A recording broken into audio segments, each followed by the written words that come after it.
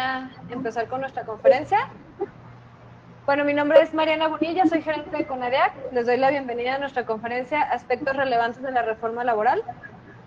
Para tener una mejor experiencia en esta conferencia, por favor usen audífonos para tener una mejor calidad de audio. Deshabiliten sus cámaras de video para evitar problemas con la conexión. Si quieren hacer alguna pregunta, en la parte superior viene el icono del chat. Ahí me la escriben y al finalizar la ponencia yo se la voy a dictar al maestro César y él nos hará el favor de contestarla. Para hablar sobre este tema está con nosotros el maestro César Carrasco, es la segunda vez que participa con nosotros. Él es maestro en Derecho Público por la Universidad Panamericana, especialista en Derecho Laboral y Seguridad Social, da la cátedra en Maestría de Derecho Individual del Trabajo, ha trabajado como secretario de estudio y cuenta de tribunal, secretario particular del magistrado de circuito y oficial administrativo en el 7º Tribunal Colegiado del Centro Auxiliar de la Tercera Región del Poder Judicial de la Federación, además de ser responsable de la Dirección de Control y Supervisión de la Secretaría del Trabajo y Previsión Social del Estado de Jalisco y coordinador de Supervisión, Contraloría Social y Asesoría Jurídica en el Servicio Nacional del Empleo en Jalisco, y actualmente él es presidente del Colegio de Abogados Especialistas en Derecho Laboral y Seguridad Social de Jalisco. Cedo la palabra al maestro César y le agradezco mucho que esté con nosotros. Muchas gracias, Mariana. Te agradezco a ti y a la CONADIAC. De nueva cuenta, nos honran a nosotros con la invitación que nos hacen para charlar en esta ocasión sobre una cuestión mucho de actualidad, como es los aspectos relevantes de la reforma laboral.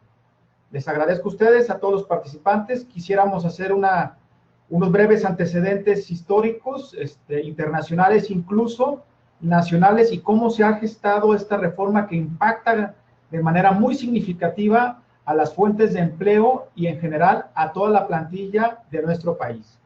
Siéntanse en completa libertad, con la confianza de hacernos esta pregunta.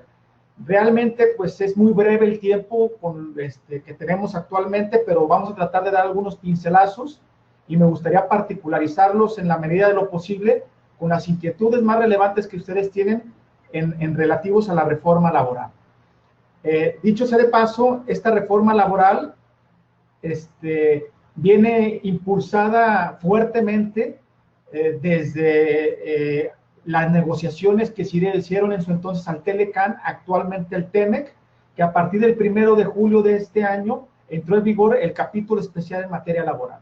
Como ustedes recordarán, fueron 3-4 años de arduas negociaciones, en donde en ese entonces el presidente de la República, Enrique Peña Nieto, inició con una iniciativa de reforma constitucional en materia de justicia laboral. Como bien saben ustedes, el 28 de abril del 2016, en ese entonces el presidente de la República impulsa esta iniciativa de reforma constitucional a 2 artículos fundamentales, el artículo 123 y el artículo 107 de la Constitución. Dicho sea de paso, esta reforma en materia laboral no tiene parangón alguno en los últimos 100 años en nuestro país. Recordaremos que a inicios del siglo pasado, en nuestro país, la reforma laboral inició y se propuso a través de la Revolución Mexicana. Y con esos matices, con esos tintes especiales de una revolución socialista, se impregna a nuestra Carta Magna, a nuestra Constitución Política de los Estados Unidos Mexicanos, en donde el equilibrio de los factores de la producción, esto es, de los trabajadores y de los patrones, se vio impulsada tanto por las huelgas de Río Blanco y Cananea, como propiamente el movimiento obrero con las ideas de Flores Magón y de muchos personajes históricos como ustedes bien conocen. Pasaron 100 años para que esta reforma laboral a nivel constitucional se impregnara de manera significativa. Hubieron varias reformas en sus leyes reglamentarias en 1930, 1970, las más significativas, 1980, y finalmente en el 2012, con una iniciativa preferente del en ese entonces presidente de la República del 30 de noviembre de ese año, de Felipe Calderón Hinojosa. No nos vamos a detener mucho en los aspectos históricos, sin embargo, la reforma, la penúltima reforma, que fue la del 2012, en donde se aboca por el tema de la iniciativa preferente del ese entonces presidente Calderón. Justo estaba por salir él, se publica esta reforma, y en donde aspectos muy relevantes se impregnan a esta reforma y que se siguen trasladando a la reforma del 1 de mayo del 2019. En ese entonces, la reforma del 2012, a juicio de los especialistas, ha traído cambios significativos en dos puntos fundamentales. Uno de ellos, que hasta la fecha sigue siendo la traducción más fiel o el impacto más significativo que las empresas y las fuentes de empleo vieron reflejadas, fue el tema del tope de los salarios mínimos. Recordarán ustedes, si es que, desafortunadamente el tema de la justicia laboral se ha venido rezagando enormemente. ¿Y esto en qué impregna? Que lógicamente los juicios laborales son eternos. Y esto tanto perjudica a la parte patronal, a las fuentes de empleo, como a los trabajadores y sus agrupaciones. Se hicieron impresionantes abusos, tanto de litigantes laboralistas como de los propios trabajadores, en donde propiamente se aprovechaban de los subterfugios legales, de los resquicios que la propia ley establecía. ¿Para qué? Para alargar los juicios, y con esto, como no existía en ese entonces, antes del 30 de noviembre del 2012, un tope de salarios caídos, los juicios laborales se prolongaban eternidades. ¿Y esto qué significaba? Que eventualmente la contingencia y el pasivo contingente de las empresas económico que iban a representar, pues era impresionante, y muchas pequeñas y medianas empresas con uno o dos juicios laborales tendieron a desaparecer. Uno de los principales fortalezas de la reforma del presidente Calderón fue el tope de los salarios mínimos, de los salarios caídos a 12 meses, con la reforma al artículo 48 de la propia ley. Otro de los factores significativos que a la postre de más de un lustro hemos podido identificar es el tema de los contratos por tiempo indeterminado sujetos a capacitación inicial y sujetos a prueba. Estos cambios significativos pues pretendían la flexibilización de la contratación laboral al interior de las empresas. Sin embargo, al paso de los tiempos, hemos visto cómo dichos cambios no han significado tanto como las empresas quisieran. En otro espacio me daría mucho gusto ver algunos tipos de iniciativa, de reforma, cuestiones que la propia ley, la última reforma que fue la del 1 de mayo, no termina recogiendo, y también un tema que que se quedó un poquito de lado con la cuestión de la pandemia, se metió un poquito no a la congeladora, sino que se le puso un poco de stand-by, fue el tema de la subcontratación, que como ustedes bien saben, la semana pasada ya pasó aprobada por parte de la Cámara de Senadores la iniciativa para posteriormente presentarse al Pleno en el tema de subcontratación. También, en su momento, en el 2012, los artículos 15A al 15D fueron insuficientes, y eso trajo como consecuencia la incertidumbre por parte de las fuentes de empleo, háblese de contratistas como de contratantes, para poder identificar y hacer uso de la subcontratación regular de las empresas. Como ustedes bien conocen, tanto la ley bien conocida como la ley antilavado, como también la propia Unidad de Inteligencia Financiera, la Secretaría de Hacienda y Crédito Público, ha identificado el tema de la subcontratación dolosa como una actividad vulnerable que puede ser en cierto momento susceptible a muchas manipulaciones, ¿no? Es un tema que también quedó pendiente en la reforma del 2012. Dicho esto, pues, este contexto un poco histórico, ¿cómo estamos parados actualmente con la reforma laboral? Como les mencioné en un inicio, esta reforma laboral no fue, y dicho con todas las letras, no fue propiamente de la autoría original y del ánimo de nuestros legisladores, sino que en términos prácticos obedeció, como lo vimos con las negociaciones del TEMEC, a presiones internacionales de nuestros vecinos países del norte, como es Canadá y Estados Unidos. Se vieron representados ya con el ingreso propiamente de la nueva administración federal, con nuestro presidente Andrés Manuel López Obrador, con el impulso condicionado, lógicamente, a la ratificación de 2 tratados internacionales, como en su momento fue el Tratado Internacional, el Convenio 89 y el Convenio 87, perdón, y 98 de la Organización Internacional del Trabajo. Estos convenios que recogían en su momento y que fueron factor primordial para el tema de la negociación del TEMEC, la libertad sindical y la negociación colectiva. ¿Y qué pretendieron? Y esos son del parteaguas, del parangón fundamental de los motivos de esa iniciativa. En principio, contar con una libertad sindical y que se acabaran en términos muy prácticos con el tema de contratos de protección.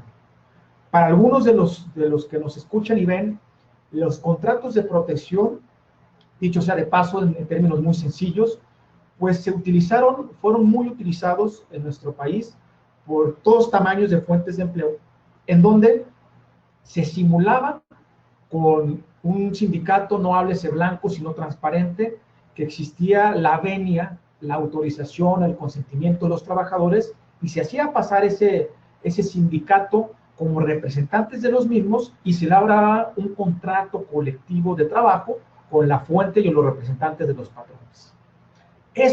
Fue uno de los motivos fundamentales de la iniciativa y posterior reforma constitucional y legal a la Ley Federal del Trabajo.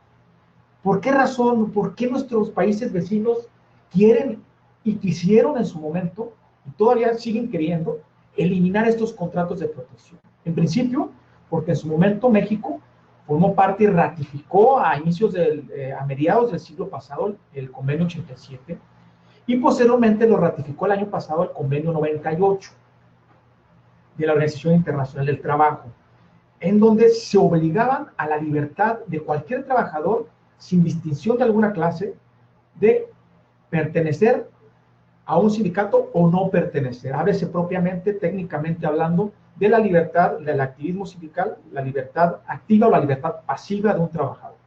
¿Y en esto en qué beneficia o qué perjudicaba al patrón? Algunos especialistas hablaban propiamente que el tema de la contratación colectiva beneficiaba más que perjudicaba a las empresas. ¿Por qué? Porque tenían a un sindicato a modo en donde a espalda de los propios trabajadores celebraban una contratación colectiva muy mínima, sin necesidad de abrirle la puerta a los trabajadores de que pudieran tener la posibilidad de poder tener una negociación efectiva social con la empresa. Esto es, que se elevaran prestaciones con los propios trabajadores y sus agrupaciones. ¿Por qué razón en este entonces tanto Estados Unidos como Canadá estaban interesados que nuestro país ratificara el Convenio 98, que no estaba ratificado, y entrara en vigor? Y a su vez, ¿por qué razón que en la legislación doméstica, esto es, en la legislación federal del trabajo y en nuestra Constitución, se vería reflejado estos principios de libertad sindical? Simplemente por el tema del abaratamiento de la mano de obra. Lógicamente, si nuestro país tenía un activismo sindical, es decir, que los trabajadores realmente tuvieran conocimiento de que tenían la posibilidad de estar verdaderamente representados a través de sus agrupaciones y la posibilidad de la negociación con las fuentes de empleo, pues esto significaría, lógicamente, que los trabajadores asimismo tuvieran la posibilidad de acceder a prestaciones y prerrogativas más arriba de las que en su momento tanto las empresas como los sindicatos a modos hubieran pactado. Esto en gran medida fue fundamentalmente los impulsores ideológicos económicos de la reforma laboral en cuestión internacional. Esto se venía dando a su vez, si nosotros revisamos algunos tratados internacionales en Europa, propiamente en Francia, en Alemania, en donde el diálogo social sí tiene plenamente una vigencia, y posteriormente vemos cómo también la reforma laboral, copiada de alguna manera en el tema de la justicia laboral en Chile y propiamente Argentina, y también, bueno, algunos visores, aunque usted no lo crea, del tema de Bolivia, se trató de implementar algunos rasgos propiamente. Vamos a ver de términos muy grandes algunos impactos que este tipo de reforma ha establecido a las empresas, como es el caso de los distribuidores de acero. Entonces, eso fue una parte, el activismo sindical fue uno de los pilares fundamentales de la reforma en materia de justicia laboral y activismo sindical. Otro de los factores fundamentales del motivo de la iniciativa de reforma fue justo el tripartismo. Como les mencionaba históricamente, si nosotros vemos la exposición de motivos del constituyente del 17, veíamos cómo por ahí dos legisladores mencionaban que el tema de la justicia laboral no se podía dejar en manos de jueces corruptos. En su momento así lo manejaban, porque en su momento el fuero común, el fuero de la justicia civil, en ese entonces no existía la justicia mercantil dividida de la civil, pues estaba estigmatizada propiamente, tenía unos visores de una estigmatización muy fuerte. Por lo tanto, se ideó en su momento que la justicia laboral estuviera encargada de un órgano tripartito, es decir, de un representante de los trabajadores, otro de los patrones y otro del gobierno, que en su conjunto iban a dirimir los conflictos laborales. ¿Por qué razón? Porque a través de las ramas de la industria, esas personas, propiamente los representantes obreros y patronales, iban a poder identificar a buena fe sabida, a verdad sabida y buena fe guardada, propiamente cuál era, en términos de equidad y de justicia, lo que le correspondía a un equilibrio de los factores de la producción. Vemos al paso de un siglo propiamente que esta cuestión, por muchos factores económicos, políticos, presupuestales, sociales incluso, propiamente fue un acto de buena fe. Sin embargo, en términos muy prácticos, terminó por acabar o a herir de muerte a una justicia laboral. Vemos ahora, pues, cómo propiamente la justicia laboral, y más con el tema de la pandemia, con 5 meses que tenemos en el territorio nacional como la pandemia, cómo la justicia laboral, si de por sí estaba herida de muerte, actualmente está en terapia intensiva. ¿Por qué me atrevo a mencionar esto?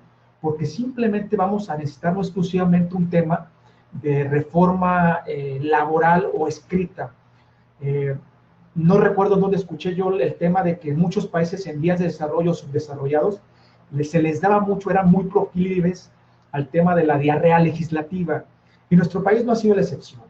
Vemos cómo posiblemente puede ser una carta de buenas intenciones, sin embargo, va a depender de 2 factores fundamentales. Uno de ellos es la intención, que ya existe en nuestra legislación, y la disposición de nuestras autoridades para implementarla correctamente. ¿Y cómo se va a implementar? A través de una correcta capacitación, profesionalización de nuestras autoridades, y lógicamente esto va a redundar en un presupuesto adecuado. Algunos expertos mencionaban que alrededor del 30% de juicios laborales se van a incrementar con el tema de la pandemia. Entonces, si nosotros le abonamos a la carga y el rezago que propiamente en términos de promedio entre 5 y 8 años tenemos a nivel nacional con nuestra justicia laboral local y federal, pues lógicamente esto puede llegar a colapsar, sin lugar a dudas. ¿Por qué razón entonces se cambia el tema?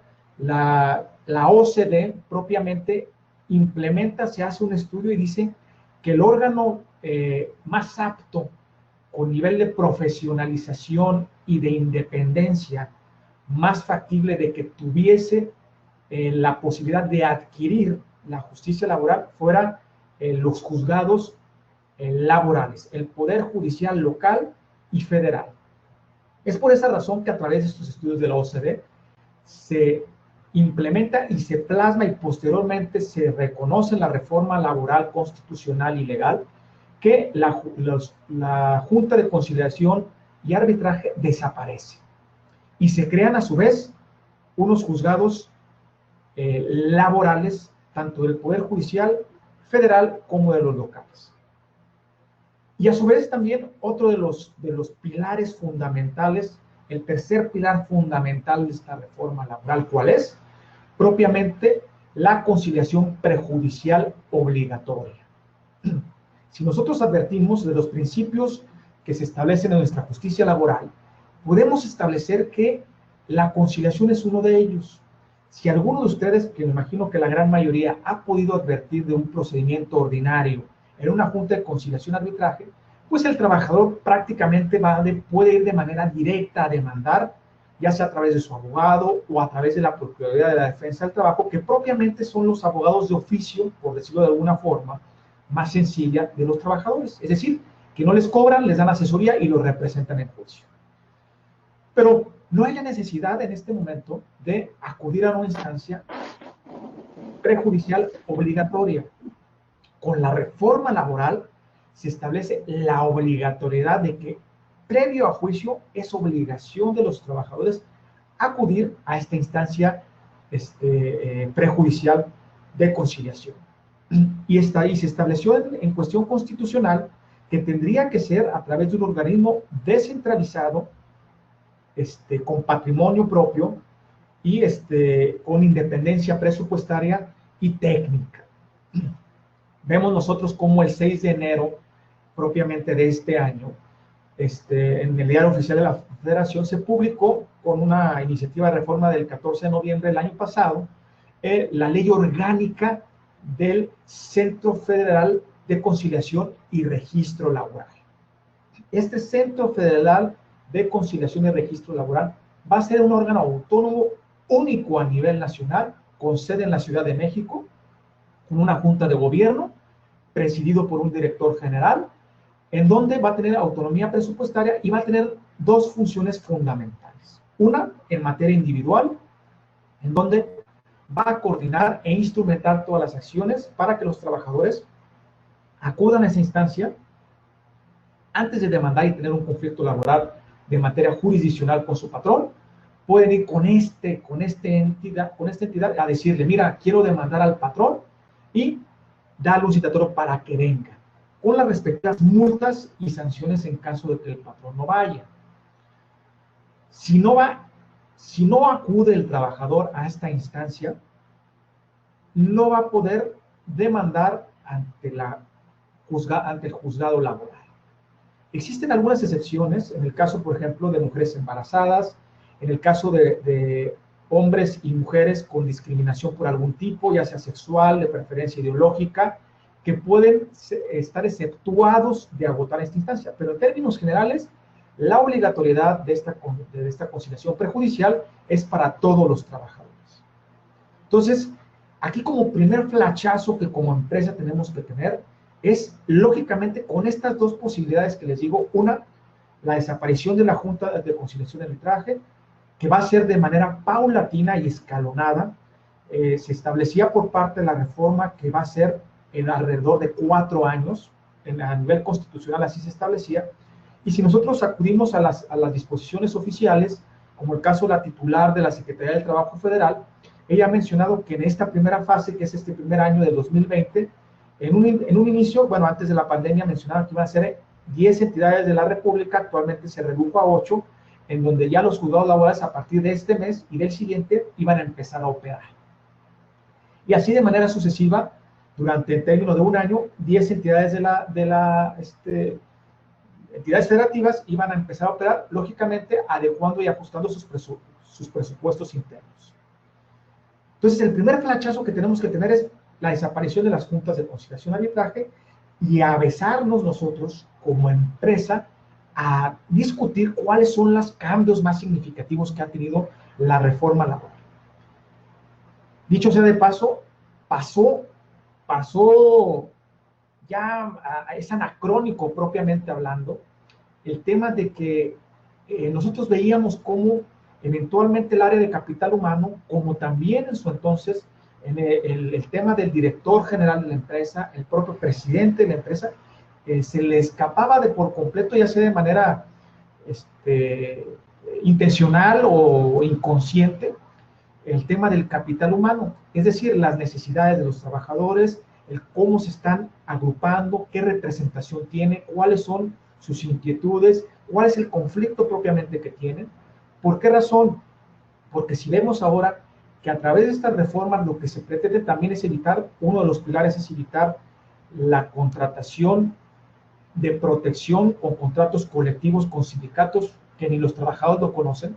Ahora, si nosotros tenemos un sindicato, que no está activo en nuestra empresa, podemos incurrir en el posible riesgo de que el sindicato de enfrente o aquellas centrales obreras con mayor infraestructura y con el afán, lógicamente, de ganar espacio y ganarle terreno, hablando de un aspecto exclusivamente mercantil, ganar terreno o territorio a sus demás competidores, como en este caso son otros sindicatos, pues ¿qué van a tratar de hacer?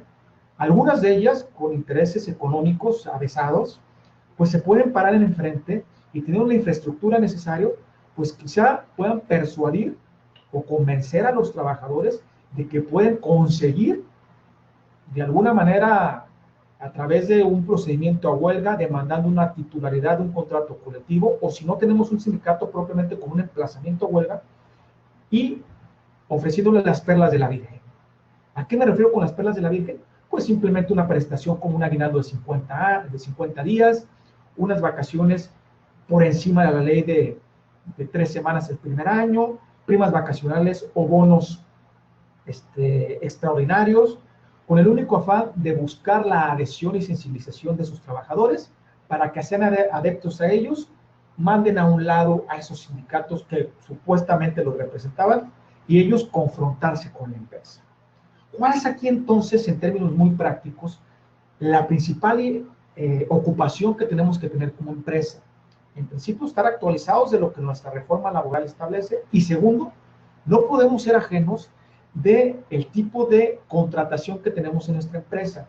Si tenemos una contratación blanca, no tenemos un activismo sindical en los trabajadores, pues podemos en su momento, a través de mecanismos de adherencia de los trabajadores, si estos sindicatos son de la confianza, si son del agrado de la empresa, si hay una buena armonía, si se ha establecido con sus líderes sindicales y representantes un buen trato en donde siempre se ha buscado de ambas partes, tanto de la empresa como los trabajadores, la subsistencia de la fuente de empleo, pues en ese momento podríamos nosotros meditar y ver si les abrimos la puerta a estos sindicatos y damos las facilidades. ¿Para qué?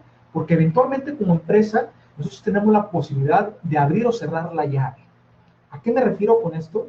Pues de que finalmente el presupuesto, los incentivos, los bonos, las prestaciones, van a venir de la propia empresa, de la propia productividad de la empresa. Y a través de estos tratados internacionales como de la propia reforma, lo que se busca es buscar una negociación colectiva y social eficaz con los trabajadores y patrones. Y si estamos hablando propiamente de una negociación como tal, pues hay contraprestaciones y prestaciones recíprocas. No podemos hablar o podemos aprovechar, a mí me gusta en diferentes foros, hablar de el vaso medio lleno, no medio vacío. Si de por sí ya tenemos a partir del 1 de mayo del 2019 y con la reforma constitucional del 2017, ya sabemos nosotros que esto no hay vuelta atrás. Va a existir un activismo sindical en nuestra empresa, ya sea de un sindicato importado o de un sindicato doméstico, es decir, un sindicato que propiamente sea a partir de los intereses y representatividad de los propios trabajadores que se agruparon para la defensa de sus intereses, o en su caso de que sea un sindicato gremial de industria o de empresa que sea ajeno a los trabajadores propiamente de la empresa. ¿Qué es lo que tenemos que hacer como empresa? Ubicar qué son nuestros sindicatos, quiénes están representados, cuáles son sus prestaciones, en principio, para nosotros poder llegar a ese tipo de negociación. Yo entiendo que el ramo propiamente de administración de acero es un ramo muy centralizado por dos centrales obreras muy fuertes, y más en el norte del país. Actualmente existen conatos de disputas sindicales muy fuertes, de dos centrales obreras muy fuertes en el país y con dirigencias políticas muy establecidas en nuestro país, también a nivel internacional, en donde nosotros como empresa tenemos que voltear a ver en dónde estamos parados para también cuidar los intereses de nuestra empresa y también de algunos trabajadores que no tienen conocimiento como tal. Entonces, al identificar nosotros en qué significa o cuál es propiamente el papel que van a jugar los sindicatos de nuestro país en ese sentido, pues nos va a dar la posibilidad de poder identificar esta situación. Entonces, dicho sea de paso, recapitulo: la extinción de las juntas de conciliación y arbitraje, posteriormente la creación de los juzgados laborales, que en esta parte pues ya a nivel escalonado se va a dar a nivel local y a nivel federal. Inclusive el mes pasado se hizo la primera etapa de la selección de jueces, de la primera selección de jueces federales del Poder Judicial de la Federación. Segunda, la conciliación prejudicial obligatoria, y tercera, pues la creación propiamente del Centro Federal de Conciliación y Registro Laboral, que a su vez la semana pasada ya se creó el protocolo. A inicios de año se creó la ley orgánica y ya se designó por parte del Senado a su director general, el licenciado Marrufo, que era subsecretario de la Secretaría del Trabajo Federal. Entonces ya tenemos prácticamente planeado esto. ¿Hasta cuándo iba a empezar este centro de conciliación y por lo tanto la obligatoriedad por parte de acudir a la conciliación obligatoria? Pues se tiene ese lapso, se tiene hasta el 30 de abril del 2021. Sin embargo, por dicho de la Secretaría del Trabajo, al parecer en el mes de noviembre se pretende ya que inicien funciones este Centro Federal de Conciliación. ¿Cuál es otro? Como les mencionaba su nombre, Centro Federal de Conciliación y Registro Laboral.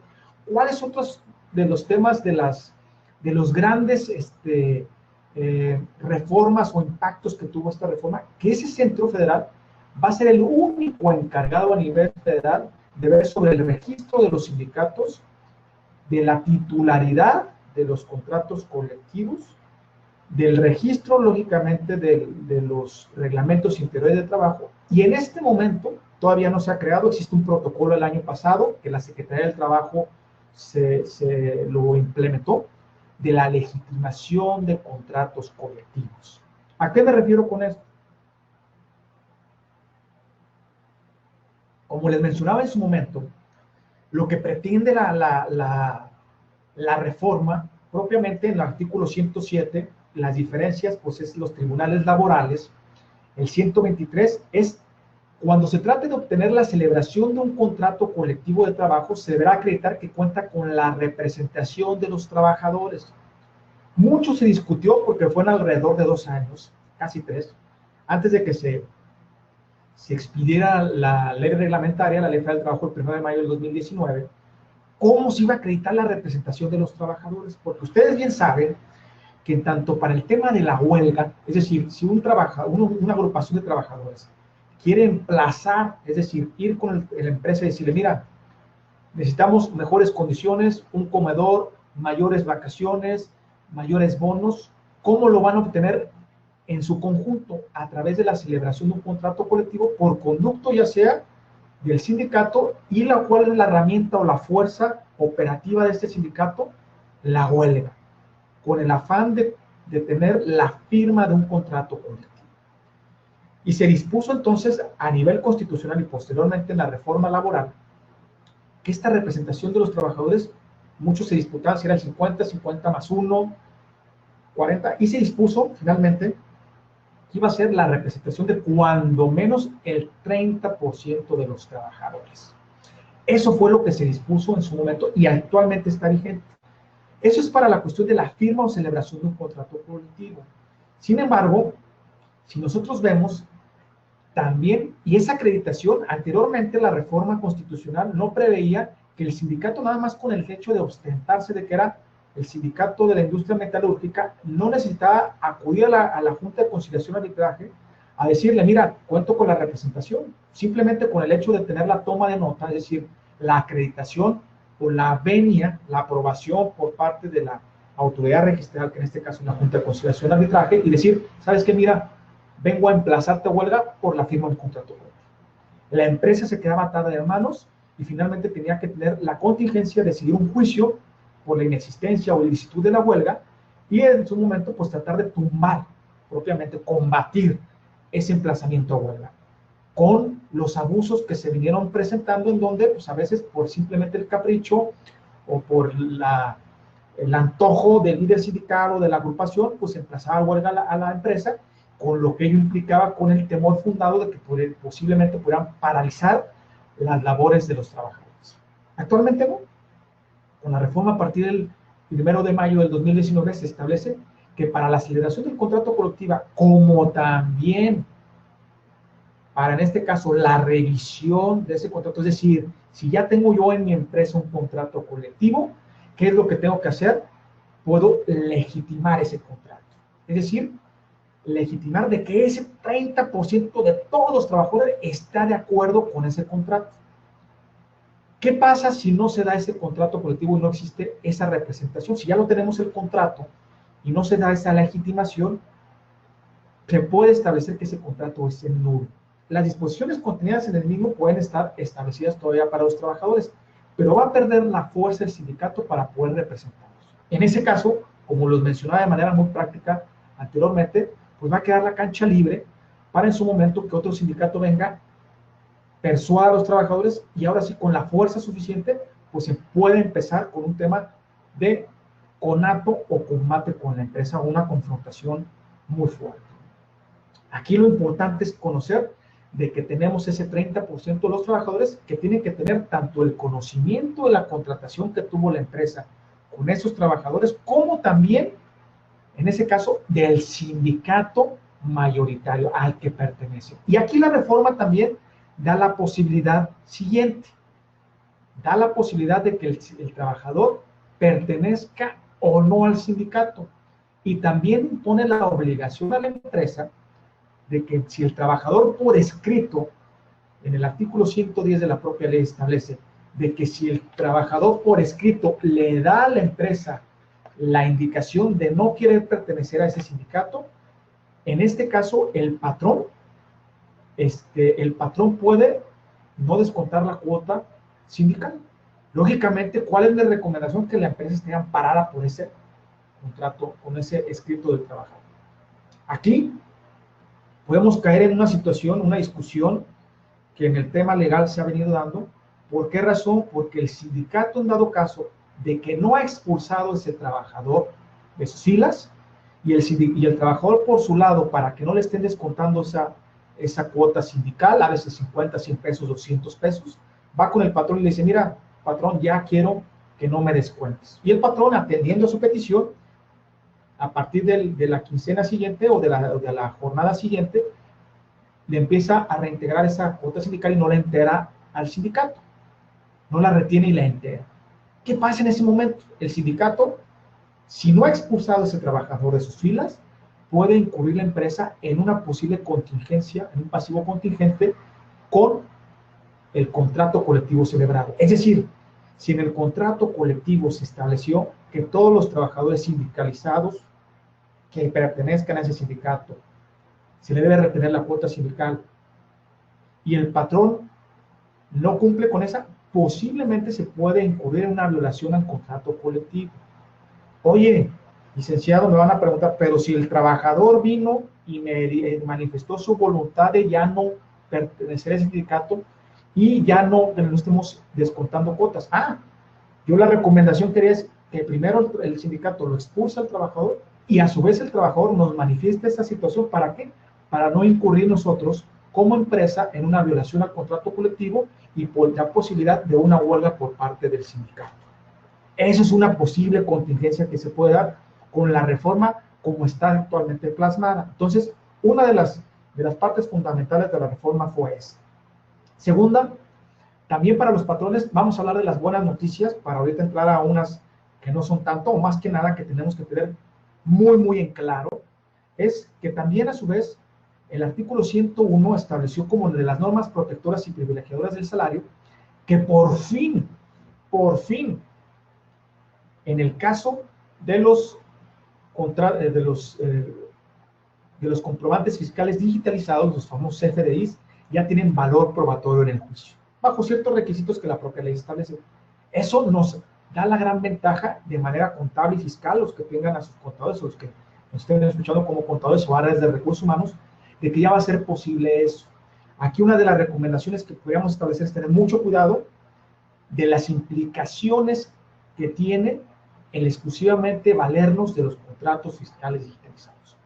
Asumir el riesgo y saber que eventualmente en juicio, por un aspecto exclusivamente de estrategia de los trabajadores o de sus abogados, nos van a tratar de impugnar o combatir esos comprobantes fiscales. Lo que tendríamos que hacer nosotros es que efectivamente te reúnan los requisitos legales y en el juicio propiamente hacerlos valer. Pero eso es una gran ventaja que ahora nos puede despresurizar, nos puede dar una tranquilidad mayor para que de manera contable y en áreas de recursos humanos esos comprobantes fiscales ya están reconocidos propiamente de manera muy particular como valor probatorio, como medios de la tecnología. Otra de las obligaciones que tenemos como patrones en el artículo 132 es entregar a los trabajadores el contrato colectivo de trabajo. Si nosotros ya legitimamos ese contrato colectivo, tenemos la obligación dentro de los 15 días de entregárselo a los trabajadores. Entonces, tenemos que tener muy en cuenta eso. También, a su vez, de fijar en un lugar visible, como en el caso del Reglamento Interior de Trabajo, el texto íntegro de esos contratos colectivos. Entonces, vemos cómo poco a poco nuestra legislación va cerrando la pinza para que los trabajadores ya no pongamos, sea exclusivamente el contubernio de los sindicatos con la empresa. Ahora tenemos que hacerlo del conocimiento de los trabajadores y vamos aprovechando eso. Yo les decía del vaso medio lleno en el sentido de que si nosotros tratamos de ubicar esa parte en donde ya necesariamente los trabajadores van a tener conocimiento y los sindicatos, va a ser un sindicato activo, pues hay que ponerlos a trabajar, hay que ponerlos a chambear. O sea, si realmente nosotros vemos cómo eventualmente algunos sindicatos aprovechaban la manipulación que la ley y la Constitución les establecía, en donde se establecía un contrato blanco, un contrato de protección, y acudían cada año por sus cuotas obrero en una revisión y cada 2 años en revisiones de condiciones generales por su cuota sindical. Ahora, habrá la necesidad de ver que ese sindicato, esa representación, realmente tenga la verdadera representación de los trabajadores y a su vez, si quieren algún tipo de prestación extraordinaria, sujetarla a su vez con el tema de productividad de la empresa. Ver concesiones recíprocas. Muchos ejemplos muy claros podría yo establecerles en el caso, por ejemplo, de la industria metalúrgica, que tiene contratos colectivos muy obesos, en donde las negociaciones colectivas se establecen de 2 o 3 meses propiamente, en empresas refresqueras, en empresas en donde teniendo una verdadera identificación de la problemática de las empresas, más allá de propiamente del capital humano a través del área de recursos humanos, sino a través de sus propias representaciones o delegados sindicales, si existe una buena armonía con estas personas, podemos llegar a unos convenios y estipulaciones en los contratos y en las revisiones muy satisfactorias para ambas partes. Yo sí le trataría de apostar propiamente con la reforma a tener unos contratos protegidos a los intereses y adelantarnos a este tipo de situaciones. ¿Para qué? Para que tanto la legitimación de los contratos ya celebrados como los que no tenemos, llegar a negociaciones razonables y benéficas tanto para la empresa como los trabajadores. Mencionaba yo en la plática anterior el tema del COVID, cómo muchas empresas metalúrgicas utilizaron el salvoconducto de las empresas o de los sindicatos para efecto de llegar a negociaciones y en donde se establecía la subsistencia de la fuente de empleo y no hubiera recortes de personal.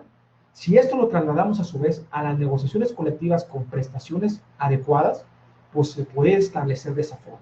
Y si no, pues ver la mejor manera de que un sindicato con la infraestructura y con la verdadera confianza y el voto de la empresa, pues tenga la verdadera representación de los trabajadores. Entonces, esto propiamente fueron obligaciones muy particulares del contrato colectivo como de normas protectoras y privilegiadoras del salario. Otra buena noticia fueron 2 aspectos más procesales. Uno de ellos, para las empresas, anteriormente sabíamos nosotros que en el caso, por ejemplo, de la rescisión laboral, si algún trabajador incurría en una causal del 47 que la propia ley establecía, es decir, llegó borracho, tuvo una falta de probidad, engañó al patrón, robó alguna cantidad económica, hizo mala utilización de herramienta y equipo de trabajo de manera grave, todas las fracciones que nos establece el artículo 47, era necesario e indispensable tener el último párrafo, el aviso de rescisión, entregárselo al trabajador, y en la reforma del 2012 señalaba que o en su caso dada el conocimiento de la Junta de Conciliación Arbitral.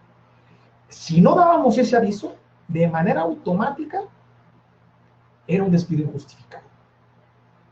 Afortunadamente, con la reforma, una de las grandes noticias con la reforma del 1 de mayo del año pasado fue que todavía existe la necesidad de entregar ese aviso al trabajador o a la Junta, pero ahora ya no de manera automática va a ser un despido injustificado.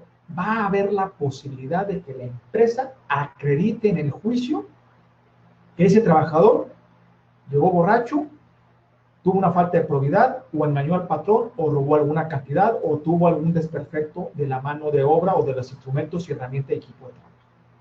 ¿Qué nos da la posibilidad entonces de tener y apostarle al capital humano, al área de recursos humanos, en donde contemos con actas administrativas, contemos con seguimiento de factores e índices de productividad con los trabajadores? Porque simplemente en alguna de las empresas me preguntaban, oye, gerentes generales, supervisores, ¿cómo los podemos medir? Claro, vamos haciendo manuales de productividad con cartas compromisos con los trabajadores, en donde se evidencie de manera objetiva con documentos que esos trabajadores no están cumpliendo con su trabajo. Y eso eventualmente, más allá si optamos o no por el aviso de rescisión, si llegamos a desvincular o a separar al trabajador de la fuente de empleo, la liquidación va a ser menor para una negociación individual con el trabajador, o incluyendo inclusive a su sindicato, o en su caso, evaluamos la posibilidad de tener un pasivo contingente como un juicio laboral, en donde sabemos que podemos tener un juicio satisfactorio y exitoso con ese tipo de documentación. ¿Por qué razón? Porque ya no va a ser la necesidad de exclusivamente depender del aviso de rescisión, que lo tuvimos que hacer dentro de los 30 días y hacerlo del conocimiento del trabajador de la Junta dentro de los 5 días siguientes. Ahora va a haber la posibilidad de que alguna de esas causales podamos demostrarla en juicio, y yo lo recomendaría con datos objetivos y documentos a través de la empresa. Entonces, vamos viendo otra vez cómo nuestra área de recursos humanos tiene que estar verdaderamente fortalecida, con un respaldo legal, con asesoría laboral y legal muy ajustada a las necesidades de cada una de las empresas. Esa es otra gran noticia que propiamente el artículo 47, último párrafo de la reforma del 1 de mayo nos estableció. Segundo, otra de las grandes ventajas que tuvimos es que propiamente el artículo 25, fracción décima de la propia ley, nos establece como obligación en nuestros contratos individuales de trabajo de establecer el capítulo de declaratoria de beneficiados del trabajador. ¿Y por qué? Porque muchas veces nos evitaba mucho, no nos va a evitar el tema del procedimiento de declaratoria de beneficiarios cuando en un caso dado el trabajador fallece en un riesgo de trabajo y la viuda, los hijos dependientes o los parientes o personas económicamente dependientes de ese trabajador, pues si tenía algún dinero, alguna prestación legal por parte de la empresa, pues querían reclamarlo. Ahora se establece como obligación ubicar en nuestra documentación, contratación individual de trabajo, que se establezca esta declaratoria de beneficiarios y que el propio trabajador designe quiénes van a ser sus beneficiarios.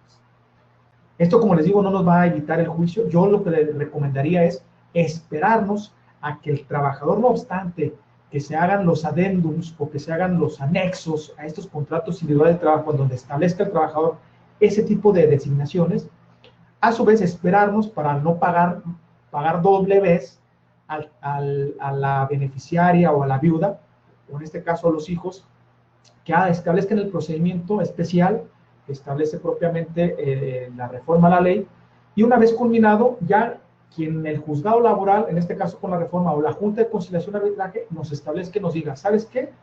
Tu empresa págale a fulanito o a sutanita. En ese momento ya tenemos la posibilidad de pagarles. Pero bueno, una parte de la reforma laboral se estableció en esa parte, ¿no? Estas fueron propiamente una de las cuestiones sustantivas que de manera muy particular se establecieron como parte de la reforma laboral. Otra cuestión de la reforma laboral es propiamente, como les comentaba, en el caso de los juzgados laborales. En el caso de los juzgados laborales, si nosotros vemos, en el caso de los juzgados laborales, ¿hasta cuándo van a empezar en funciones? Bueno, yo les comentaba que de manera escalonada en materia local, dependiendo del grado de la industria, en el caso, por ejemplo, de la industria metalúrgica, que es en muchas de las mayor partes de competencia federal. Aquí vamos viendo nosotros cómo en su momento tenemos que ubicar los tiempos.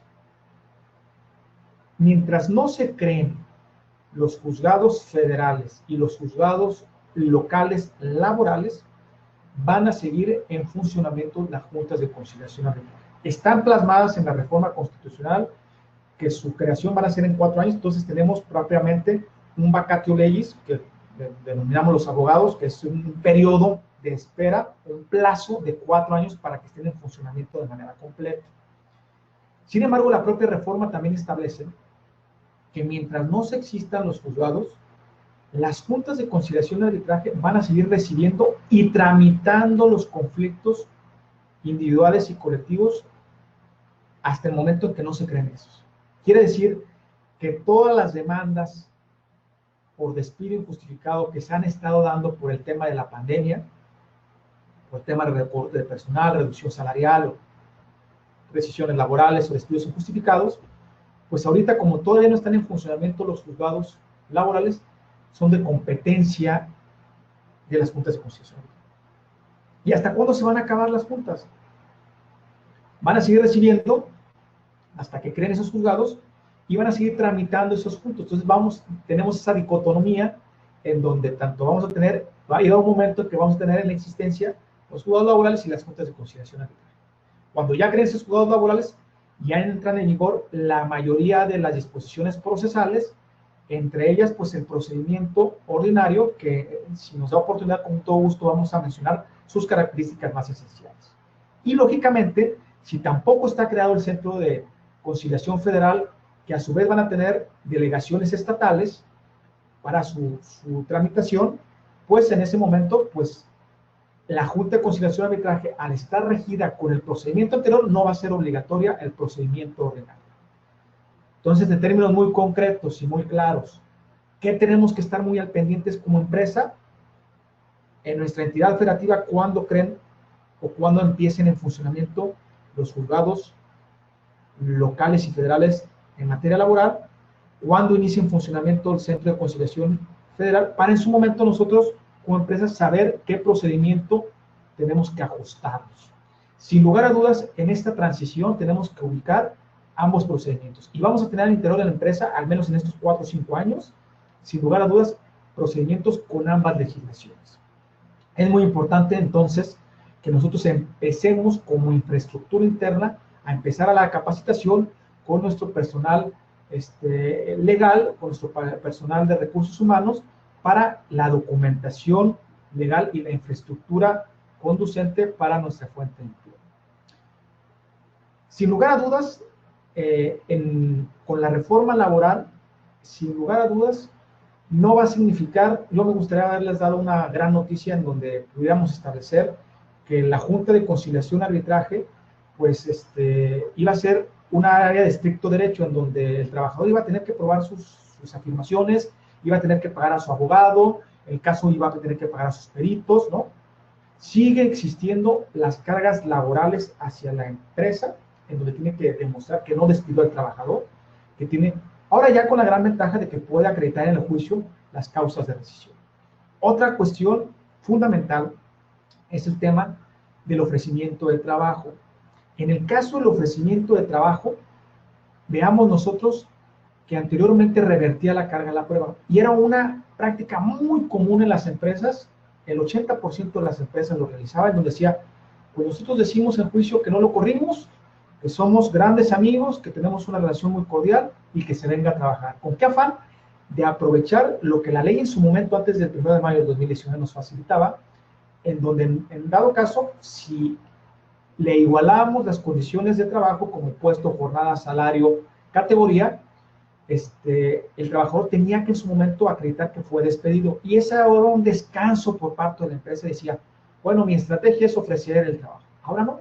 Eso es una noticia no tan buena para muchas estrategias procesales de muchos abogados y empresas, en donde ahora tienen que cuidar que no va a revertir la carga de la prueba. De todas formas, la empresa va a tener que demostrar la causa de separación del trabajo. Entonces, para que tengamos mucho cuidado en esa cuestión muy fundamental. En el caso, pues, tanto del contrato colectivo, ya agotamos de manera muy general las obligaciones muy particulares de las empresas, cuáles fueron algunos de los beneficios que esta reforma laboral benefició a las empresas de manera muy particular. Veamos cómo en el caso de lo que les decía de propiamente los tratados internacionales, cómo se impregna en la reforma laboral del 1 de mayo. Y en dos cuestiones fundamentales como es el contrato colectivo de trabajo y los sindicatos. Y me gustaría abordar primero en el caso de los sindicatos. Primero, los sindicatos, si nosotros tenemos sindicatos que son de nuestra confianza, tenemos que estar muy al pendiente de que estos sindicatos, ya llevamos un año, más de un año, en donde tenían el término improrrogable, propiamente de ajustar sus estatutos. ¿Para qué? Para que la elección de sus dirigentes sea a través del voto libre, secreto, confidencial y personal y directo de los trabajadores. Propiamente, a mí me gusta asemejarlo mucho como la elección de cualquier diputado, senador, presidente municipal, presidente de la República o gobernador. La elección de los representantes sindicales en los estatutos de los sindicatos debe estar establecido así. Si no, corren el riesgo de que eventualmente se les pueda demandar la cancelación del registro civil. Entonces, si nosotros tenemos un sindicato que no ha hecho esas adecuaciones, tenemos que ser muy al pendiente de que las hagan para que la elección de sus representantes sea de esta forma. Que también, bueno, que el registro de esos sindicatos tienen que acudir hasta la instancia, ante la conciliación, ante la Centro Federal de Conciliación, a registrar estos sindicatos, si son de nueva creación o no son de nueva creación. Esto es propiamente, y la elección de sus representantes tiene que ser con igualdad de género. Esto es, de que si nosotros, por ejemplo, tenemos que toda la plantilla de la representación sindical, háblese de comisiones, son exclusivamente de sexo masculino, pues tendrían que cambiar la elección de su representación. ¿Para qué? Para que en su momento dado dar una equidad de género. Eso también es lo que nos indica la reforma laboral. En el contrato colectivo también tiene que ser la legitimación, la validez y la revisión de estos contratos colectivos, es decir, si no tenemos contrato colectivo, la celebración del mismo, si lo vamos a revisar, ya sea cada 2 años por tema de condiciones generales de trabajo o cada año por el tema de salarios, tiene que ser a través del voto personal, libre y secreto de los trabajadores. Y el patrón tiene la obligación, en este caso, tiene la obligación de que se le dé al sindicato esta constancia de representación sindical. Como les mencionaba, el sindicato que va a celebrar el contrato colectivo con la empresa va a ser el que tenga la mayoría. Y esta mayoría no puede ser en ningún caso menor del 30%. Quiere decir que si confluyen varios sindicatos, ya sea de sindicato de empresa o de industria, tiene que ser el que tenga mayoría. Pero, oye, César, fíjate que pues pueden existir varios sindicatos en una empresa. Existe un caso en donde sí pueden existir varios sindicatos que puedan celebrar 2 diferentes contratos colectivos con la empresa. Y háblese de la simultaneidad de que exista un sindicato de industria o de empresa con un sindicato gremial. Si el caso del sindicato de industria o de empresa, ese gremio, háblese por ejemplo de estibadores o de operadores, son menor al sindicato gremial, este sindicato gremial a su rama y oficio puede celebrar ese contrato colectivo con esa empresa. Y a su vez, el otro sindicato de industria de empresa puede celebrar otro contrato independiente para los restantes trabajadores que no pertenezcan a ese gremio. Es cuando se puede dar la simultaneidad de varios sindicatos. Sin embargo, en términos generales, la mayoría de la contratación colectiva va a ser con los sindicatos que representen la mayoría de más del 30% de los sindicatos. ¿Cuál es otra obligación tanto de las empresas? Pues respetar, no pueden tener injerencia en la libertad de los trabajadores si quieren o no pertenecer al sindicato, y tampoco en la elección de sus representantes. Puede existir el caso dado de que exista disputa entre varios sindicatos, y al momento de legitimar o de celebrar un contrato colectivo, tiene la obligación el patrón de establecer la convocatoria y avisar a los trabajadores en la fuente de empleo de cuál va a ser los términos y estipulaciones de ese contrato colectivo, para que a su vez otro sindicato pueda adherirse a ese contrato colectivo, o en su caso los trabajadores tengan conocimiento del mismo. Entonces, este tipo de convocatorias que tienen que establecerse de manera y difundirse de manera muy, muy extendida en la fuente de empleo, pues tiene que tener mucho el conocimiento de la empresa. Esto en términos generales, pues la constancia de representatividad, la empresa a su vez, si el sindicato sí lo solicita, y si en el dado caso, por ejemplo, de la revisión del contrato colectivo, de la legitimación, que va a estar cerciorada por el Centro de Conciliación y Registro Sindical, puede pedirle a la empresa de que le dé ciertos datos, como pueden ser los datos, la CURP de los trabajadores, el salario, los puestos, la antigüedad, porque así el centro de conciliación puede identificar qué trabajadores pueden permanecer y elegir o votar ese contrato colectivo.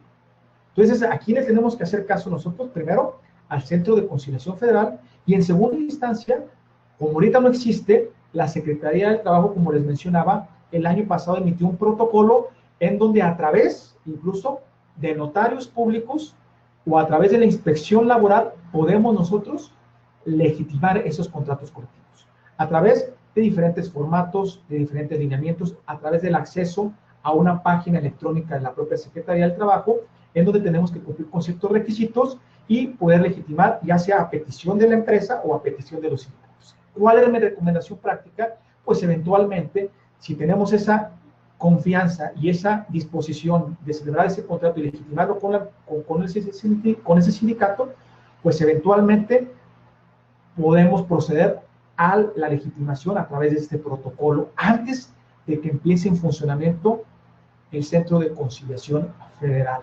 Porque una vez iniciando ese Centro de Conciliación Federal, necesariamente tenemos que hacer a través de su conducto, ya no a través de la Secretaría del Trabajo, y tampoco nos darían la posibilidad en su momento a través de fedatarios públicos, como en su momento es la posibilidad, en el caso, por ejemplo, de la zona fronteriza en el país, se ha dado mucho la práctica de realizar la legitimación de contratos colectivos a través de estos fedatarios públicos, en donde puedan verificar que el voto personal, libre, directo y secreto de los trabajadores votaron por ese sindicato. Entonces podemos adelantarnos. ¿Qué podemos hacer ahorita como empresa? Adelantarnos a ese tipo de disposiciones. Y finalmente, me gustaría mencionarles en estos últimos minutos, para darles también pie a ustedes a algunas preguntas y respuestas, el tema del procedimiento ordinario. El procedimiento ordinario cambia por completo el paradigma procesal que teníamos en nuestra Ley Federal del Trabajo, y anteriormente se establecía exclusivamente una audiencia bifásica, en donde establecía la conciliación, demanda y excepciones, y procedimiento, desahogo, alegatos y el dictado propiamente del laudo. Esa era la audiencia que a partir de la reforma del 2012 se vino estableciendo. Actualmente se cambia por completo que los juzgados laborales cómo van a proceder con este procedimiento ordinario.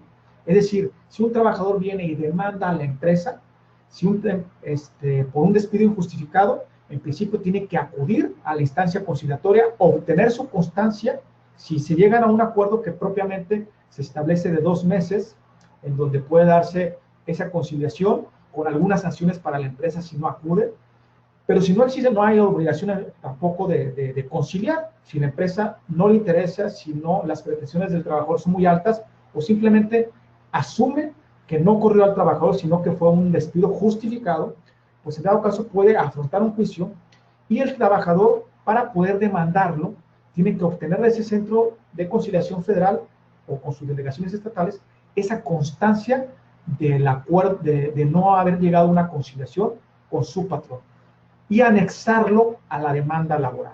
¿Cuál es también otra diferencia o otro distintivo? De que la demanda laboral, tanto la demanda del trabajador por la vía ordinaria como de la empresa en su contestación, tiene que ofrecer ya las pruebas de que va a señalar en el juicio, que sustenten los hechos o excepciones o acción del propio trabajador. En este dado caso, ya es una ventaja para la empresa de conocer qué es lo que va, o cuáles son la baraja con la que va a utilizar el trabajador, las cartas fuertes que va a utilizar como medio probatorio, y le da la posibilidad a la empresa, en este caso, dentro de 15 días posteriores a que sea emplazada, debe producir contestación a la demanda que instaure el trabajador. Otros dos de las cuestiones fundamentales es que se establecen una audiencia preliminar y una audiencia de juicio. En esta audiencia preliminar, propiamente, el juzgado laboral va a depurar el procedimiento. Va a decir, a ver, con base en lo que tú estableciste, trabajador, y lo que tú estableciste, empresa, vamos viendo en qué no están de acuerdo, cuáles son los hechos no controvertidos. Y sobre esa base puedo descartar las pruebas que no son inútiles o intrascendentes para llegar a la solución del juicio y en su momento establecer ya en otra audiencia, que es la audiencia de juicio, ya propiamente el desahogo de pruebas y en ese momento, de manera presencial, el juez va a establecer la sentencia de juicio. ¿Qué pretende esto? Tanto con la audiencia prejudicial, con la cita conciliatoria prejudicial, como también en la abreviación del juicio ordinario, pues lo que pretenden es disminuir el tiempo del juicio ordinario ante el juzgado laboral.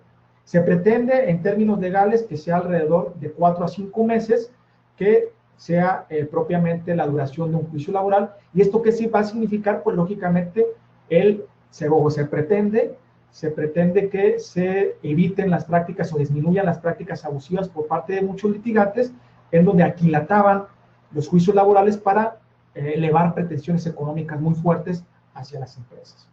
Esto propiamente, en términos muy grandes, a términos muy someros, pues es propiamente lo que se establece en nuestra reforma laboral. Me gustaría ahorita, Mariana, si tenemos oportunidad y si me escuchan, de establecer algún capítulo de preguntas y respuestas, de inquietudes que tengan ustedes muy particulares, con base en lo ya expuesto de manera muy particular. Soy todo ojos y todo oídos con ustedes.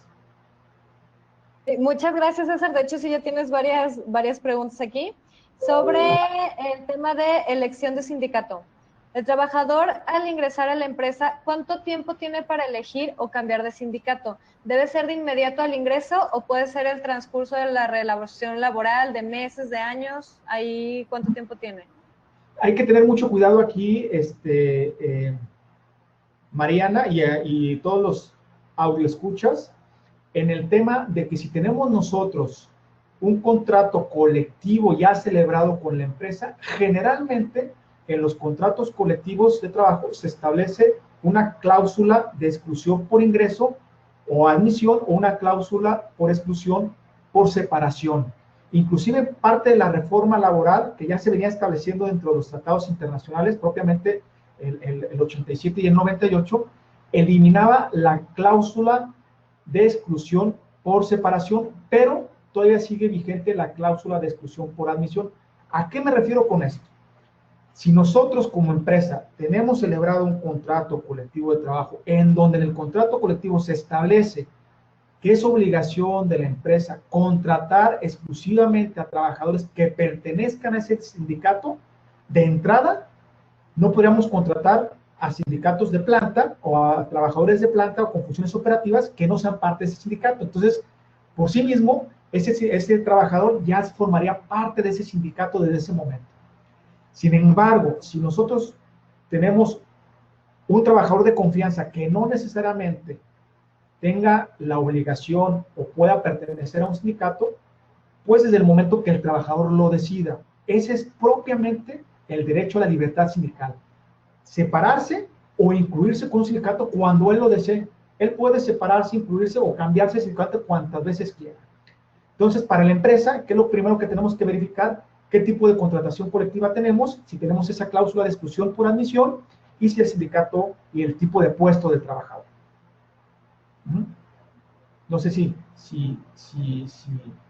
respondí la pregunta, pero es propiamente el término del trabajador puede hacerlo cuando él quiera, al inicio, a mediados o prácticamente antes de terminar su relación de trabajo. Bueno, si ya no pertenece a la empresa, pues ya puede pertenecer al sindicato, pero no, ya no a la empresa.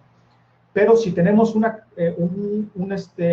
cláusula de exclusión por admisión celebrado en un contrato colectivo de trabajo con ese sindicato, pues tenemos que tener mucho cuidado porque tendríamos que respetar para no incurrir una violación del contrato colectivo y ser afectos a una huelga, y tendríamos que estar nada más incluyendo a esos trabajadores por parte del sindicato, y el momento adecuado sería el momento de su ingreso.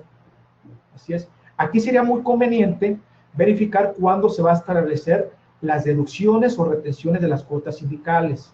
¿Por qué razón? Porque si nosotros tenemos celebrado ese contrato colectivo y tenemos pactadas unas cuotas sindicales, el sindicato nos puede hacer exigibles la retención de estas cuotas sindicales. Aquí mi sugerencia práctica y de estrategia legal sería verificar si vamos a legitimar un contrato colectivo que no sea muy ruda la implementación porque pues propiamente el sindicato, el trabajador no va a querer que se le descuente cuotas obreros sindicales y pertenecer a ese sindicato que ni conoce. Tenemos que implementar ahí una operación estratégica legal mucho más profunda para en su momento, con un presupuesto adecuado por parte de la empresa para este o el siguiente año, ir identificando al sindicato hacia los trabajadores propiamente. Sí, Mariana, la siguiente, si gustas.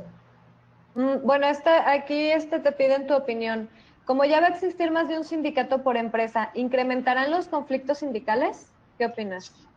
Sí, yo creo que no propiamente que incrementen los conflictos sindicales. Creo que la palabra adecuada es que va a haber un activismo sindical, con lo que ello implica.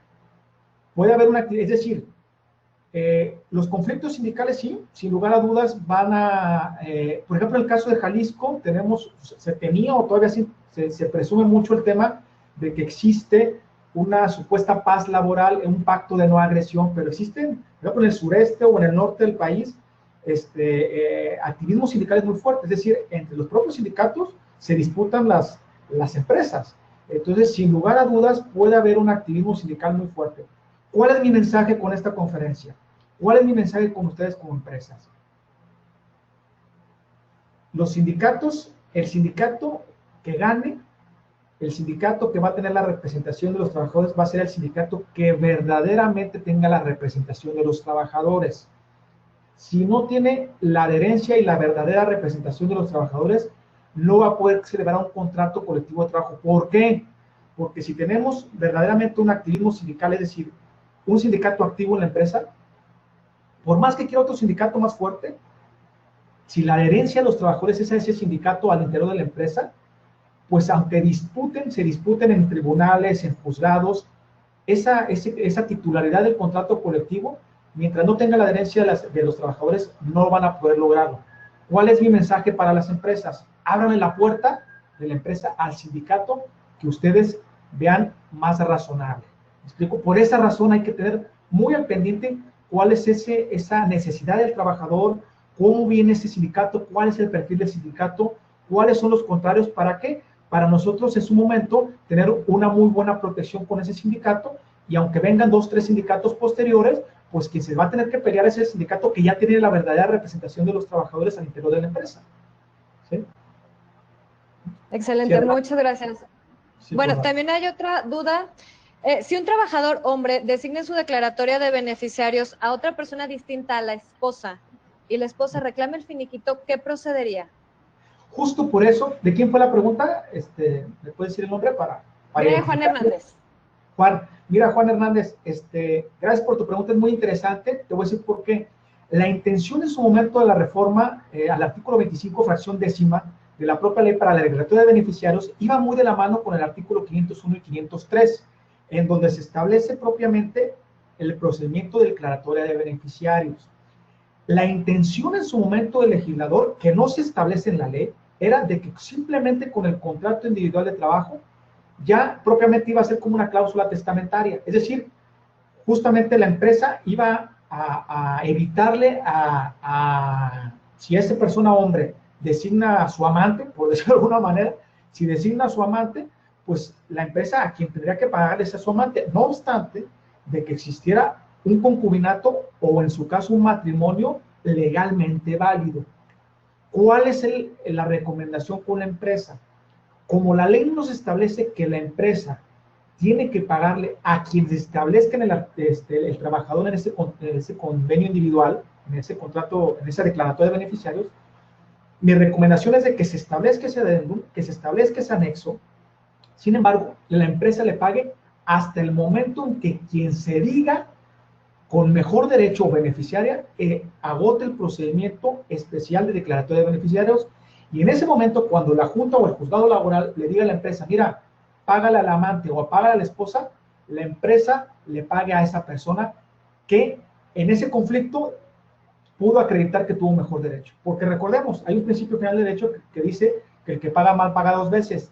Si por algo nosotros, haciéndole caso a la disposición del trabajador que falleció, a esa persona, a ese varón, le pagamos al amante y resulta que después la esposa sí establece, agota ese procedimiento y combate esa declaratoria de beneficiarios, vamos a tener que pagarle también a la esposa. Entonces, mi recomendación, ¿cuál es? Hasta que la Junta de Conciliación Arbitrajo o el juzgado laboral nos indique, a esa persona pagarle. ¿Cuál fue el beneficio de la reforma laboral? Que sí se establecía propiamente cuando hay un riesgo de trabajo por muerte al interior de la empresa, la inspección laboral puede hacer diferentes investigaciones y establecer diferentes edictos. Y esas investigaciones, si lo concatenamos con esa disposición contractual, va a pedir a la empresa que le preste ese contrato colectivo y va a llamar inspección laboral a esas personas. Pero eso no significa que releve de la obligación o desahogue a la empresa de que le pagó ya la amante. ¿Sí? Gracias por tu pregunta, Juan. Otra de las preguntas, ¿cómo se organizará el voto directo en empresas que tengan más de un centro de trabajo? Ya la propia ley nos establece el procedimiento. Recordemos que tanto el voto para la legitimación de contratos colectivos como la representación se debe de informar al Centro Federal de Conciliación y Registro Laboral, o en su caso, en el caso del protocolo, si todavía no se está creado, si ahorita lo queremos hacer, por ejemplo, ¿cuál va a ser el lugar en donde se va a hacer esa legitimación del contrato colectivo? Generalmente, la idoneidad es que no sea propiamente en la empresa, y la dificultad práctica es de que como es el 30% de trabajadores, imagínense en un momento, y esa es la parte que la propia ley, ni el protocolo, ni los estatutos han podido establecer, de que como el 30% de la empresa va a poder establecerse. Aquí, yo sí le recomiendo de que evaluemos con mucho cuidado cómo se va a hacer esa legitimación por la operatividad práctica. Si tenemos varias empresas y sucursales, se tiene que establecer un centro de trabajo, porque tiene que ser en un solo acto, no puede ser de manera aislada. Entonces tendríamos que establecer, no sé, imagínense, un auditorio de la empresa o del sindicato, donde, digo, que no tiene que tener injerencia la empresa, entonces, pero tiene que ser el 30% de trabajadores. Entonces sí recomiendo que si nos dan la disposición ahorita, por ejemplo, de hacerlo a través de notarios, ver la posibilidad más fácil para la operatividad de la empresa. Pero sin lugar a dudas, se tiene que establecer un lugar único y un día y una fecha, porque en este caso la Secretaría del Trabajo puede mandar inspectores a verificar, no obstante que exista el notario, a verificar que el procedimiento es adecuado, que exista con esos 4 requisitos del voto. Sí, gracias. Espero haber respondido la pregunta. Sí, muchas gracias. Ahora hay un tema que digo que está como está muy de moda, sobre la inclusión laboral. ¿De qué manera podemos protegernos las empresas respecto a los candidatos que te insisten mucho en laborar con nosotros, pero que no son opción y que pueden amenazar con denunciarnos por discriminación, a pesar de que no cumplen con nuestros requisitos para trabajar con nosotros? Sí. El artículo 3 y el artículo 5 de la propia ley inclusive se abona tanto en 2012 como en 2019 para el tema de la discriminación. Si nosotros también recordamos, la propia norma 35 de factores psicosociales también nos impone ya como obligación a partir de octubre del año pasado y refrendado en este octubre, nos impone la obligación en su momento de atender los factores psicosociales, incluyendo protocolos para el tema de discriminación y acoso laboral y acoso sexual. Si nosotros verificamos, Mariana, hace 2 semanas, justamente un tribunal colegiado de circuito en el Semanario Judicial de la Federación, fíjense la gravedad y cómo tenemos que tener inquietud en este tema. Un tribunal colegiado señaló que en el caso, por ejemplo, de acoso sexual y acoso laboral, la empresa tiene la obligación de, por carga probatoria, de demostrar que hizo todos los actos pendientes, incluyendo protocolos, directrices, para evitar este tipo de discriminación. Hablo de las personas que ya están trabajando. Si una persona me llega a demandar acordémonos que no nada más puede demandar a los dueños de la empresa, sino puede demandar y es responsable la empresa también de sus gerentes y sus supervisores. Y si yo no tengo, atendiendo a la norma 35, al Reglamento General de Seguridad y Salud en el Trabajo, que desde 2014 prevé estos factores de riesgo psicosocial, si nosotros no tenemos estos dos lineamientos y la propia ley del trabajo, con todos los protocolos, a través de un psicólogo, por ejemplo, nosotros lo que hemos hecho en nuestro despacho, apoyándonos con un psicólogo en materia laboral, hemos establecido protocolos, encuestas y reactivos a las empresas para implementar acciones documentadas con protocolos, manuales operativos, y inclusive temas de medios directos o secretos de los trabajadores para poder identificar estos factores.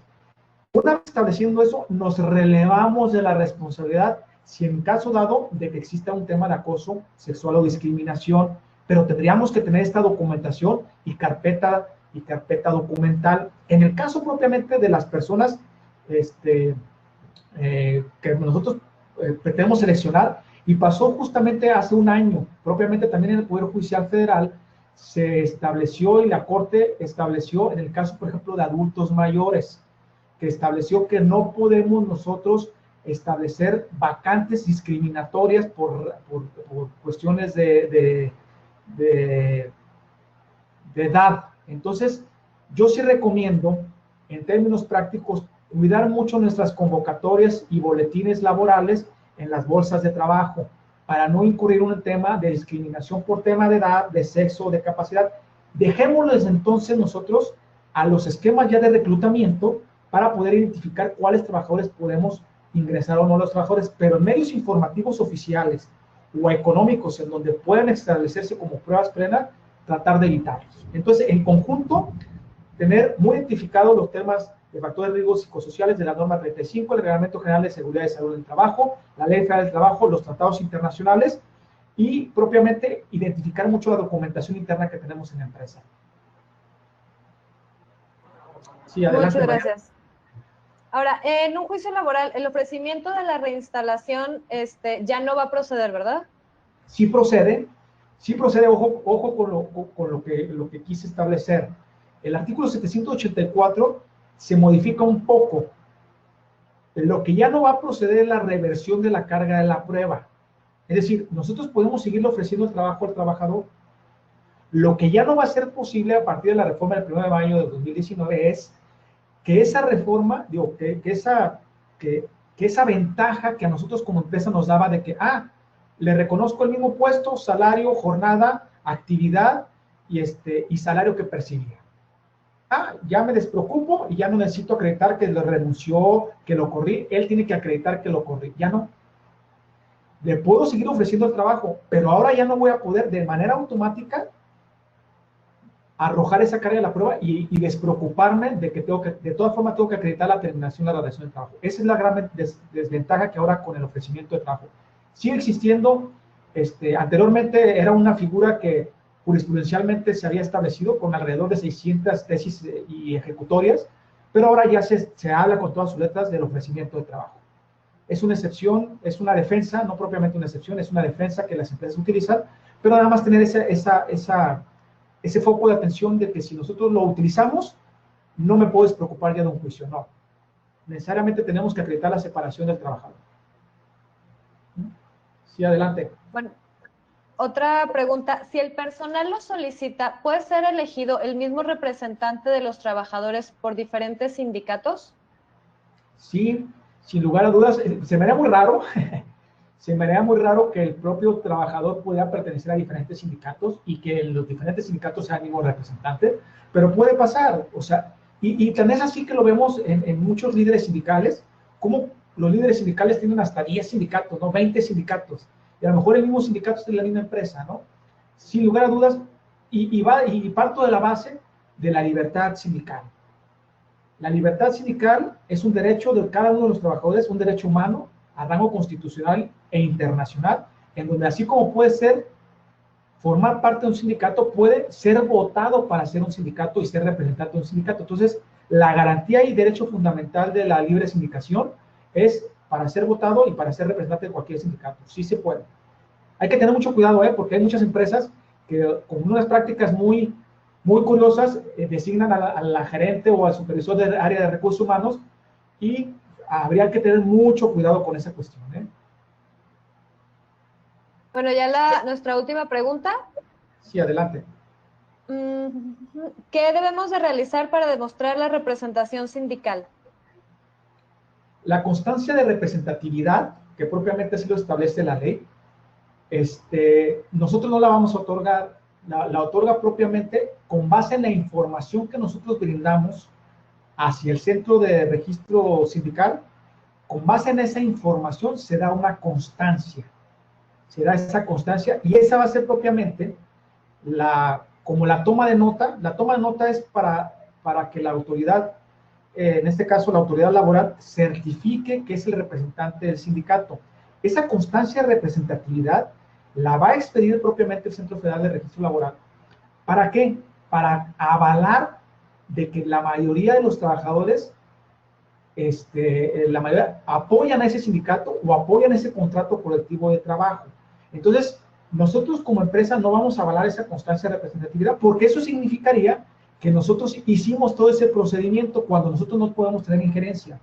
Quien va a tener injerencia exclusivamente es la autoridad laboral, inspección de trabajo, o en este caso el notario, con base en el protocolo, y nosotros coadyuvamos con la información que nos pidan. CURP, padrón, el padrón de trabajadores, fecha de ingresos, salarios, cuadro de antigüedades para identificar qué trabajadores tienen, qué antigüedad y escalafón tienen en la empresa. Eso es lo que nosotros proporcionamos a la empresa. Tenemos que estar muy conscientes de las obligaciones que nos impone la ley, de difundir los contratos colectivos, de difundir las convocatorias, de permitir a los trabajadores la libre sindicación, de no tener injerencia, pero que nosotros otorguemos esa constancia no es tanto como poder decir nosotros como empresa quién sindicato tiene o no, no, es con base en la información que nosotros brindemos, ya sea al centro de conciliación o a las autoridades laborales que correspondan. Sí, adelante, Mariana. Excelente. Muchísimas gracias, pues esa era nuestra última pregunta. Maestro César, le agradezco muchísimo de parte de todo el equipo de CONADIAC y de nuestro presidente por acompañarnos nuevamente. A todos los asistentes también muchísimas gracias. Les va a llegar una encuesta, por favor, para que nos ayuden con la evaluación de este tema y con los siguientes temas que quieren que les brindemos. Les agradezco mucho y que tengan muy bonita tarde.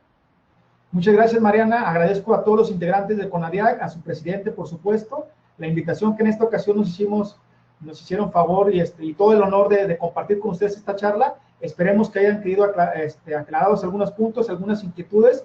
Estamos a sus órdenes en lo particular. Tienen la presentación, mis datos de contacto, con todo gusto, por conducto de SAC CONADIAC o de manera directa. Estamos a sus órdenes para servirlas. Gracias. Muchas gracias. Una pregunta, Mariana. Dime, a tus órdenes. Gracias, Mariana. Una pregunta. ¿Pueden mandar el material?